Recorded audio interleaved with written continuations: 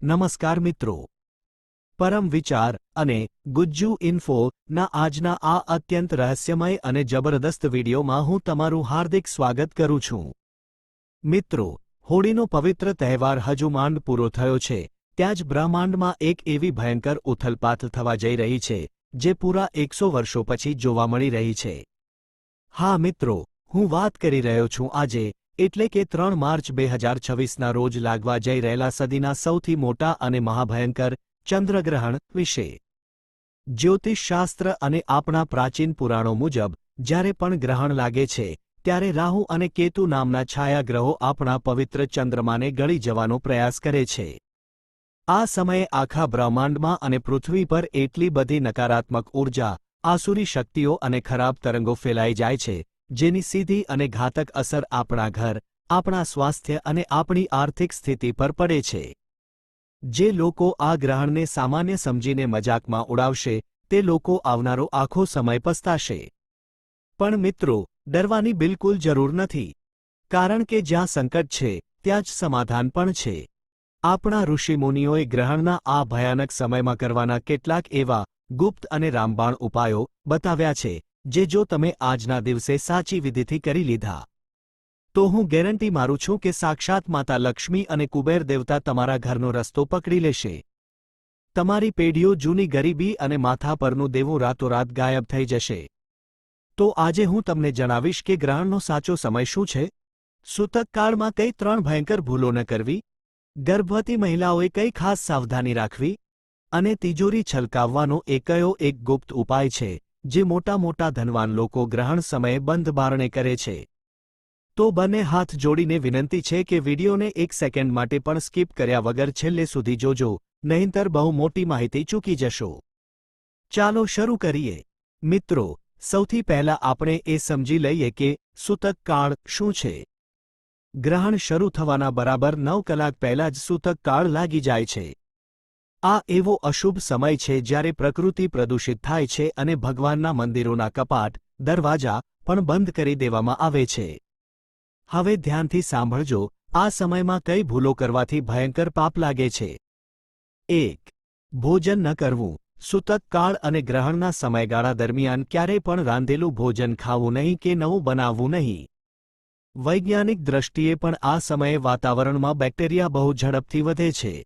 જે ભોજન કે દૂધ દહીં પહેલેથી ઘરમાં પડેલું છે તેમાં ગ્રહણ શરૂ થતાં પહેલા જ પવિત્ર તુલસીના પાન અથવા દર્ભ, કુશ નામનું ઘાસ અવશ્ય નાખી દેવું.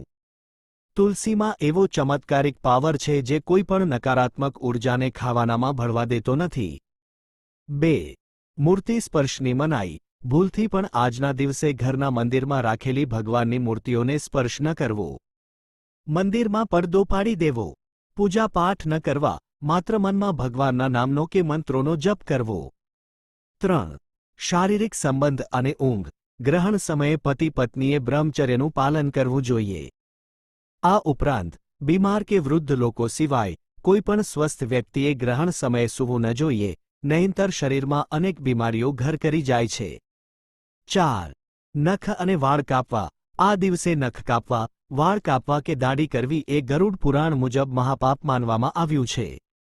મિત્રો, હવે જે હું કહેવા જઈ રહ્યો છું તે ઘરની દરેક ગર્ભવતી મહિલાએ ખાસ સાંભળવાની જરૂર છે.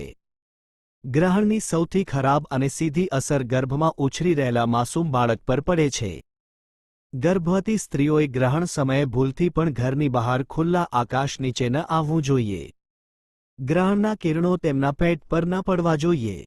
આ સમયગાળા દરમિયાન તેમણે ચાકુ, કાતર, સોય દોરો કે શાકભાજી સુધારવાનું કામ બિલકુલ ન કરવું. એવું માનવામાં આવે છે કે આવું કરવાથી બાળકના અંગોમાં ખોડખાંપ પણ આવી શકે છે.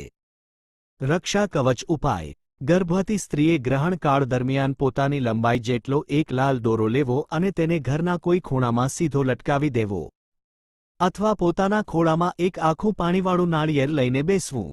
ગ્રહણ પૂરું થાય એટલે એ નાળિયેરને વહેતા પાણીમાં પધરાવી દેવું.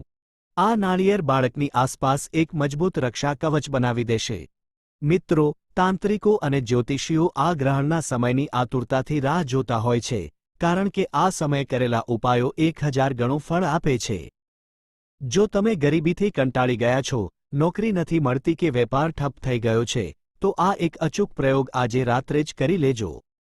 ગ્રહણનો મધ્યકાળ ચાલી રહ્યો હોય, વચ્ચેનો સમય, ત્યારે તમારે એકદમ શાંત જગ્યાએ લાલ આસન પર બેસવાનું છે.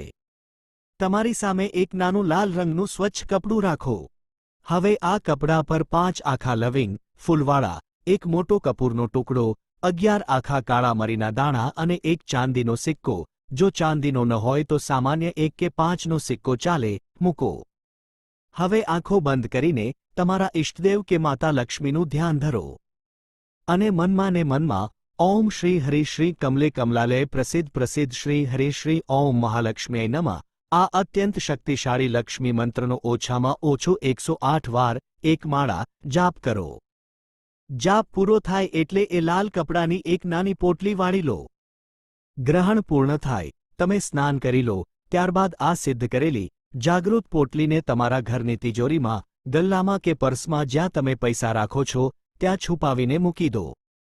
મિત્રો, મારો વિશ્વાસ કરો, આ પોટલી ધનનું એવું ભયંકર ચુંબક બની જશે કે ચારેય દિશાઓથી પૈસા ખેંચાઈને તમારા ઘરમાં આવવા લાગશે. અટવાયેલા પૈસા અચાનક પાછા મળશે અને દેવું પૂરું થઈ જશે. મિત્રો, ગ્રહણ જેવું પૂરું થાય એટલે તરત જ આખા ઘરમાં મીઠાવાળા પાણીનું, રોક સોલ્ટ, પોતું મારવું. ત્યારબાદ ગંગાજળ કે પવિત્ર જળનો આખા ઘરમાં છંટકાવ કરવો. મંદિરમાં મૂર્તિઓને સ્નાન કરાવીને નવી પૂજા કરવી. તમે પોતે પણ પહેરેલા કપડાં સાથે સ્નાન કરી લેવું. આજના દિવસે કરેલું દાન મહાદાન કહેવાય છે. ગ્રહણ પછી સફેદ વસ્તુઓ જેમ કે ચોખા, ખાંડ, દૂધ કે સફેદ કપડાનું કોઈ ગરીબ કે બ્રાહ્મણને દાન અવશ્ય કરવું. જ્યાં સુધી રાશિઓની વાત છે, આ ચંદ્રગ્રહણ વૃષભ, કન્યા, વૃશ્ચિક અને કુંભ રાશિના લોકો માટે છપ્પરફાળ ધનલાભ લઈને આવ્યું છે. તમારા પ્રોપર્ટીના અને અટકેલા સરકારી કામો પૂરા થશે. બાકીની રાશિઓએ થોડી સાવધાની રાખવી, વાહન ધીમે ચલાવવું અને કોઈ પણ નવું રોકાણ કરવાનું અત્યારે ટાળવું. તો મિત્રો, આ હતી આજના મહાચંદ્રગ્રહણ વિશેની સંપૂર્ણ, સચોટ અને અત્યંત ગુપ્ત જાણકારી. આશા છે કે આ માહિતી તમારા જીવનમાં મોટા સકારાત્મક બદલાવ લાવશે. ગ્રહણ સમયે ડરવાની નહીં, પણ સાવધાની અને શ્રદ્ધા રાખવાની જરૂર છે.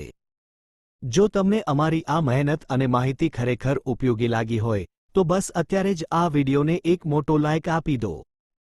આવી જ સાચી, ધાર્મિક અને વાસ્તુ જ્યોતિષની માહિતી નિયમિત મેળવવા માટે આપણી ચેનલને અત્યારે જ સબસ્ક્રાઇબ કરો અને પેલું બેલ આઇકન દબાવી દો. અને હા મિત્રો, કોમેન્ટ બોક્સમાં કંજૂસી બિલકુલ ન કરતા.